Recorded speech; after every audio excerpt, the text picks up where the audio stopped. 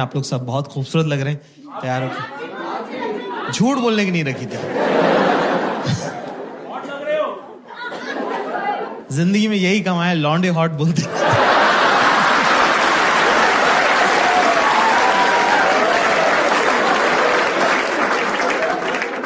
जिंदगी जैसे जैसे बदलती है आप नई नई चीजें सीखते हो ना। तो अब मैं क्या अमीरों के बच्चों के साथ हैंग आउट करने लगा हूं और मैंने देखा कि रोते रहते हैं पूरे time. Bro, my dad was not around, bro. I had an absentee father. बोल कि तू अमीर ही इसीलिए क्योंकि तेरा बाप घर पे नहीं था। वो घर पे होता तू गरीब होता, समझे? Bro, my dad was not around. हमारे फादर साहब अभी रिटायर हुए हैं 4 साल पहले। एक बार हमारे पापा टीवी देख रहे। पापा लोग टीवी कैसे देखते हैं ना कि ये शहर किसने बसाया? मैंने। ये देश कौन चला रहा है? मैं। लोग सांस किसकी वजह से ले रहे हैं? मेरी वजह से। तो हमारी मम्मी आई, कह रही अजी सुनते हो? इतने प्यार से बोला, मेरे तो हाथ से निवाला छूट गया। तो मैंने देखा ये लोग क्या बात करते थे। मम्मी ने जैसे बोला अजी सुन रहे हो, पापा ने टीवी बंद किया, तकिया लगाया, शॉल ओढ़ के मुंह ढक के सो गए वो आदमी। मैंने कहा ये लोग करते क्या रहते हैं, जरा देखूं तुम। तो मैं साइड में खड़े होकर देख रहा हूँ, हमारी मम्मी और हमारे पापा बात कर रहे हैं। मम्मी कह रही क्या हुआ? पापा कह रहे मम्मी कह रही सुन रहे हो? पापा कह रहे नहीं। फिर मम्मी ने शॉल हटाई, कर क्या हो गया? कह रहा मुझे बुखार हो रहा है। मम्मी ने टच किया, बोले कहाँ हो रहा है? गर्म तो नहीं लग रहा है? तो कह रहे कि हड्डी का बुखार है, 2 घंटे बाद चढ़ेगा। Okay fine, great, good, I agree.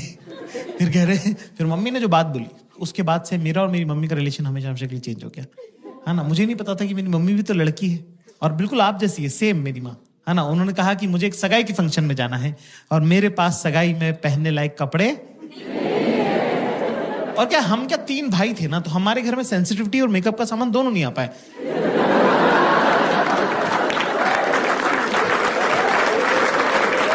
हमने माँ बाप ऐसे देखे हैं कि इस आदमी से डरना, ये औरत काम करती है, ठीक है, बीइंग वेरी ऑनेस्ट। तो पहली बार मुझे लगा कि अरे यार मम्मी भी तो लड़की है, मम्मी को भी तो सजना सवरना, अच्छे कपड़े पहनना अच्छा लगता होगा। तो मुझे बड़ा प्यार आया, लाड़ आया मम्मी पे। तो मैंने मम्मी को बोला कि मम्मी मैं लेके चलता हूँ आपको शॉपिंग में, मेरे साथ चलिए, राइट है ना। पर मेरी मम्मी बिल्कुल आप लोगों की जैसी लड़की है, बिल्कुल बेसिक टिपिकल गर्ल, कि जो भी लड़का ध्यान दे रहा है उससे मैं क्यों ही बात करूं।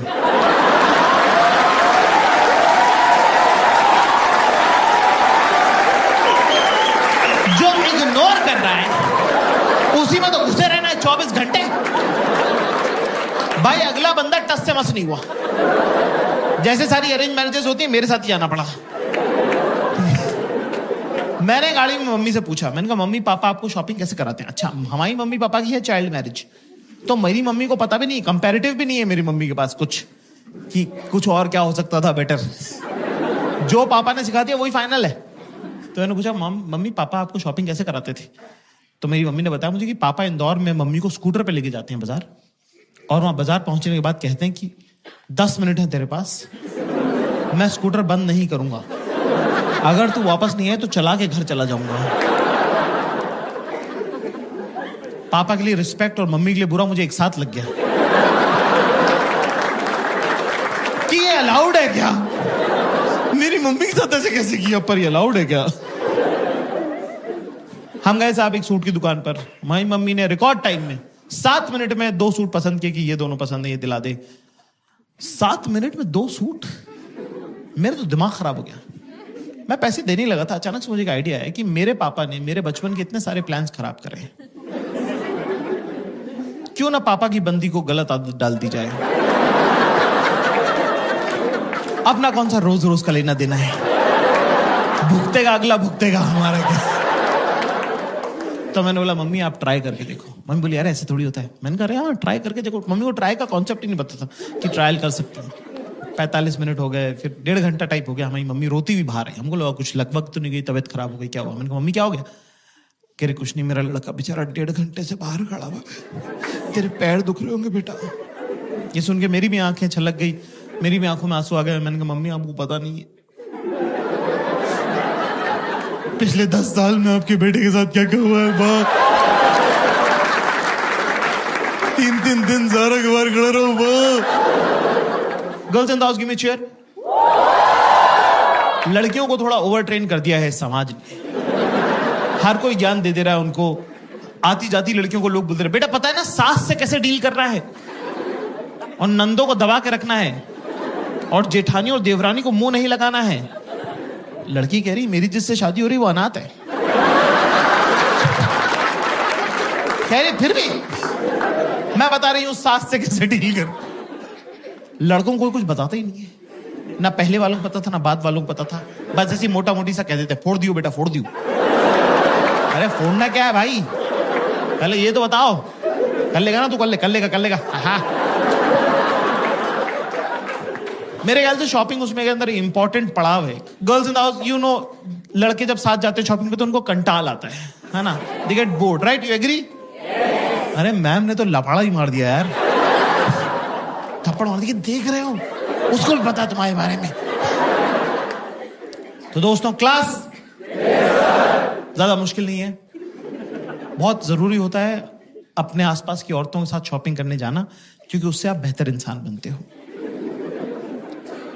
आपकी जिंदगी में जब अगली बार बुरा वक्त आएगा तो आप उस बुरे वक्त को शॉपिंग एक्सपीरियंस के साथ कंपेयर कर सकते हो।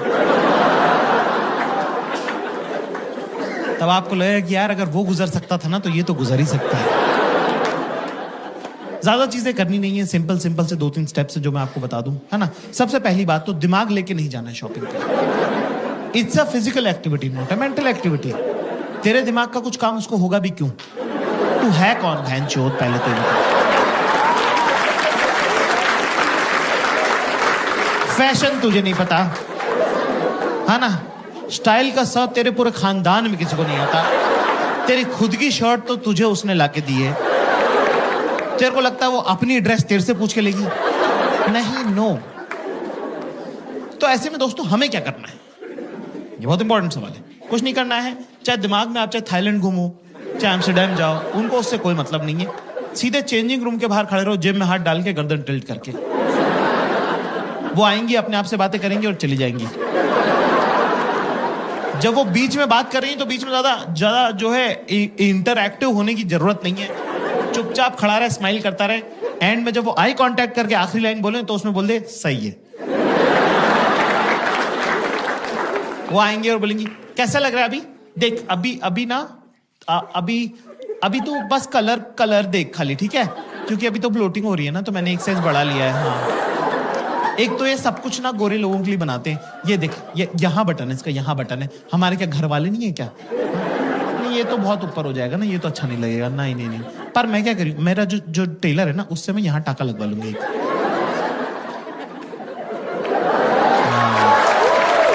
तो कुछ चोकर वगैरह अगर पहनना रहेगा ना तो सही लगेगा फिर, है ना। पर एक प्रॉब्लम, मेरे पास ऑलरेडी कैसा है, तो मैं क्या सोच रही हूँ, उसको येलो के साथ पहन लूंगी, इसको व्हाइट के साथ पहन लूंगी, तो 2 हो जाएंगे, है ना। ये मैं 8 डाल, बोल 1 2 3, एक बार फिर से कर, 1 2 3। शाबाश, वेरी गुड। बस एक डायरी में नोट कर लें दोस्तों सब लोग, क्लास कि चाहे मौत आए या मूत आए,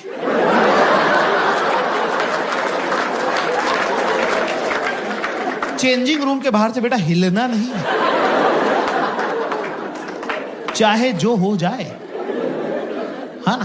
क्योंकि एक बार मेरे साथ हो चुका है। एक बार क्या हुआ कि मैं 4-6 घंटे तक खड़ा रहा एक कपड़े की दुकान के सामने, ठीक है, चेंजिंग रूम के सामने। और क्या होता है, रिफ्लेक्स एक्शन कोई चीज होती है, गर्म पानी में हाथ डालो तो हाथ अपने आप खिंचता है। तो मेरे दिमाग को ऐसा लगा कि कहीं मेरे पैरों की नसों में खून ना जम जाए, लकवा अकवा ना मार लूं मैं। तो उसने मुझे बिना मुझसे पूछे चलवा दिया। इतनी पास था मैं, इतनी पास, भाई साहब बैठे इतनी पास। 8 कदम चलाऊंगा मैं बड़ी मुश्किल से, इतने में येलो वाला ड्रॉप ट्राई हो गया। इतनी पास था मैं। धीरे से बोलती जाकिर, मैं पक्का पलट के देखता। थोड़ा जोर से बोलती बाबू, पूरा स्टोर पलट के देखता। कौन बाबू नहीं है, सब बाबू हैं। ये बड़े बड़े मूछों वाले, दाढ़ियों वाले, 45-45 साल के मुष्टंडे, सब बाबू हैं। आप बड़े होकर डॉक्टर इंजीनियर नहीं बनते हो, आप बनते हो, लेकिन नहीं, शी चोज वायलेंस। आंखों से लेजर छोड़ी उसने। 3 सेकंड बाद मुझे गुद्दी में गरम गरम लगने लगा। मैंने पलट के देखा, वहां शक्तिमान खड़ा हुआ था।